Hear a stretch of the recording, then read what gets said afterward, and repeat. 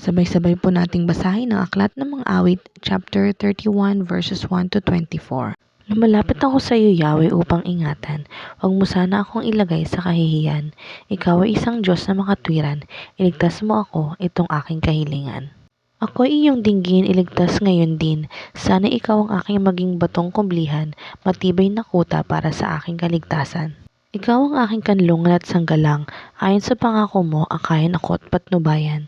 Iligtas mo ako sa nakaumang na patibong, laban sa panganib sa iyo, manganganlong.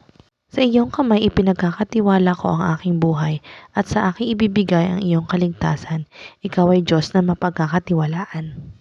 Ikaw ay namumuhi sa mga sumasamba sa mga Diyos-Diyosang walang halaga, ngunit sa iyo, Yahweh, ako umaasa. Matutuwa ako at magagalak dahil sa pag-ibig mong wagas. Paghihirap ko'y iyong nakikita, alam mo ang aking pagdurusa. Di mo ko hinayaan sa kamay ng kaaway, binigyan pa ng laya sa aking paglalakbay. O Yahweh, sana iyong kahabagan, sapagkat ako ay nasa kaguluhan, namamagana ang mata dahil sa pagluha, buong pagkatao ko'y mahinang-mahina. Pinagod ako ng aking kalungkutan dahil sa pagluhay umikli ang aking buhay. Pinanghina ako ng mga suliranin, pati mga buto ko'y naaagnas na rin. Nilalait ako ng aking mga kaaway, hinahamak ako ng mga kapitbahay. Mga dating kakilala ako'y iniiwasan, kapag ako'y nakasalubong ay nagtatakbuhan. Para akong patay na kanilang nakalimutan, parang sirang gamit na hindi na kailangan.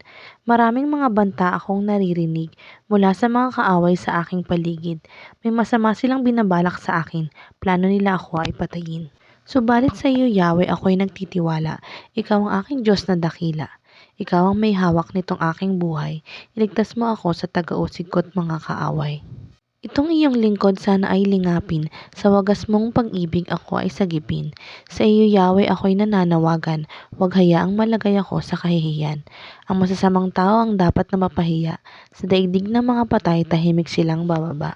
Patahimikin mo ang mga sinungaling, ang mga palalong ang laging layunin, ang mga matuwid ay kanilang hamakin.